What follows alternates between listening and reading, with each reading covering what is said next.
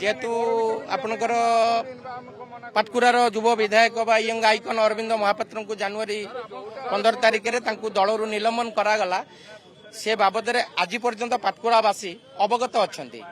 कहीं आपणकर मीडिया रे आपणकर आमर पूर्वतन मंत्री बा पूर्वतन विधायक महाकालपड़ार आउ केन्द्रापड़ार जो मैंने अतीत कांग्रेस रे थिले वर्तमान 2024 रे एमएल होती बाइट प्लस दलर मुखपात्र बाइट शुणी तापर लास्ट रे जेहेतु आम ओडिशार मुख्यमंत्री बा पूर्वतन सभापति नवीन बाबूंकर बाइट शुणिक आम आसु निजे दलर मुखिया को भेटापी आम विजु बाबू सहित थिलु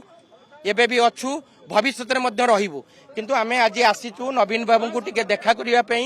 जो आमर युव विधायक जहाँ बापा को 2020 रु दलरू ये करथिले तांको पुओ को जेहेतु 2024 रे टिकेट देइथिले जे कि से विधायक 15 मास भितरे कौन एमती करिसंती से बाबद रे आमे विभिन्न कथा सुनिया पे चाहूचु किंतु आज निज दलर मुखिया को पाखु को आसीचु एक्चुअली प्रकृत सत्य कौन सेरा पाटकुरावासी रो माटी होची स्वाभिमान माटी आ पाटकुरावासी रो समस्त स्वाभिमान आ समस्त आछंती नवीन बाबू को नेता को भेटी परिबेनी कर्मी 100% आज्ञा आमे भेटिबो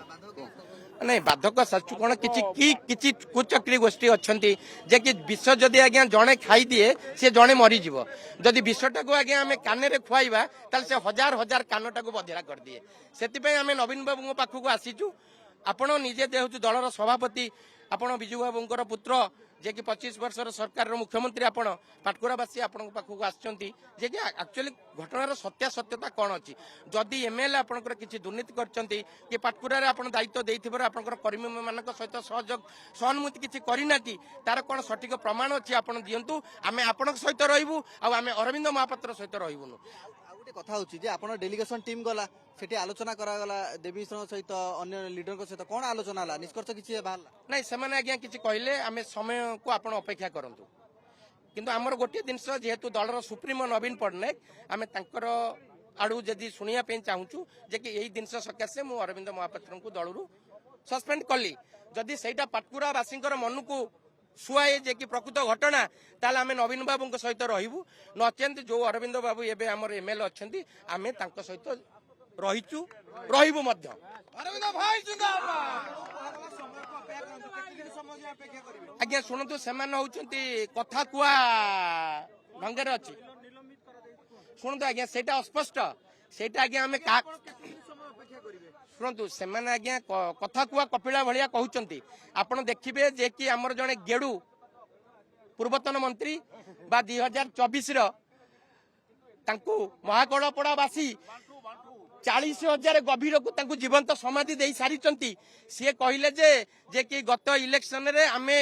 अरविंद महापात्र बैजयंत पंडा सहित मिसिकिरी अंशुमान को हरैया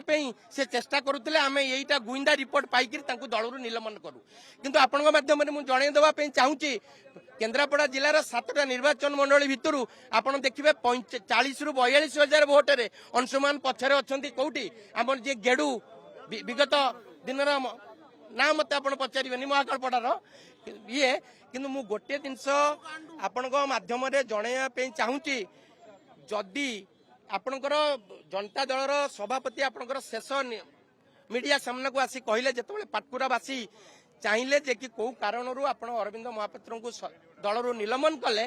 तार शोकस नोटिस दिंतु कौटी कौन से दुर्नीति कि एक्टिविटीज कर तार उत्तर दिंतु किंतु नवीन बाबू कहले जे कि से मो पाटकुरा निर्वाचन मंडली रे मु दायित्व देइथली मोर कर्मी कथा से बुझिले नाही किंतु हैरान कला किंतु ता पूर्व आप देखिए जड़े हारू नेता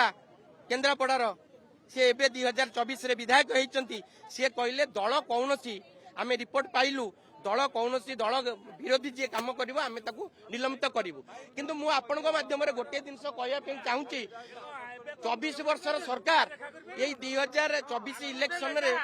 तांकर कौन गुइंदा आगे रिपोर्ट दे पाइलानी गोटा एमपी सीट तू पाइबुन बोली କିନ୍ତୁ ଆଜ୍ଞା ଆଜ୍ଞା ଆମେ ଏବେ ଚାହୁଁଛୁ ଯଦି ଆମେ ଦଳର ସଭାପତିଙ୍କ ପାଖକୁ ଆସିଛୁ ତାଙ୍କର ଉତ୍ତର ଯଦି ଆମକୁ ଆତ୍ମାକୁ ସନ୍ତୋଷ ନ ଦିଏ ଆମେ ଅରବିନ୍ଦ ମହାପାତ୍ର ପାଖରେ ଥିଲୁ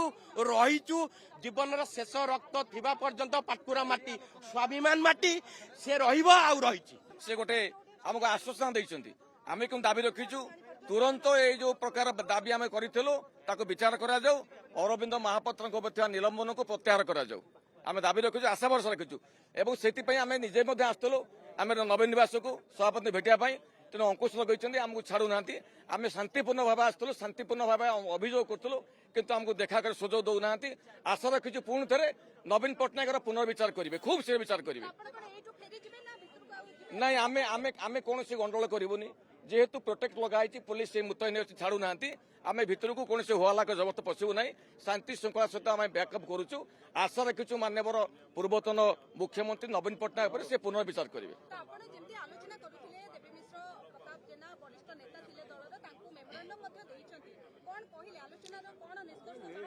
ପ୍ରତାପ ଜେନା ମହୋଦୟ ଓତପ୍ରୋତ ଭାବେ ଜଡ଼ିତ ପାଟକୁରା ନିର୍ବାଚନ ସହିତ ସେ ଆମ ପାଖରେ ଥିଲେ ଏବଂ ପର୍ଯ୍ୟବେକ୍ଷକ ଅଛନ୍ତି ସେ ଇତିହାସ ଜାଣିଛନ୍ତି ସମସ୍ତଙ୍କୁ ଚିହ୍ନିଛନ୍ତି ଆଜି ମତେ ନିଜେ ସେ କହିଲେ 90ରୁ 100% ପୁରୁଣା କର୍ମୀ ଯିଏ ଜନତା ଦଳ ମୂଳରୁ ଥିଲେ ସେଇମାନେ ଆସିଛନ୍ତି ହୁଏତ ତାଙ୍କର ଯୋଉ ପଦକ୍ଷେପ ନେଇଛନ୍ତି ସେଟା ଭୁଲ ପଦକ୍ଷେପ ହେଇପାରିଥାଏ ନିଶ୍ଚିତ ଭାବେ ଆମେ ତ ଅଭିଯୋଗ କରି ଆସୁଛୁ ଆମେ ବିଧାୟକ ପାଖରେ ଅଛୁ ବିଧାୟକ ଯୋଉ ନିଷ୍ପତ୍ତି ନେବେ ଆମେ ତାଙ୍କ ସହିତ ରହିବୁ ଆମେ ଆଶା କରୁଛୁ ନବୀନ ପଟ୍ଟନାୟକ ନିଶ୍ଚିତ ଭାବେ ଠିକ୍ ବିଚାର କରିକିନି ଏ ନିଲମ୍ବନକୁ ପ୍ରତ୍ୟାହାର କରିବେ।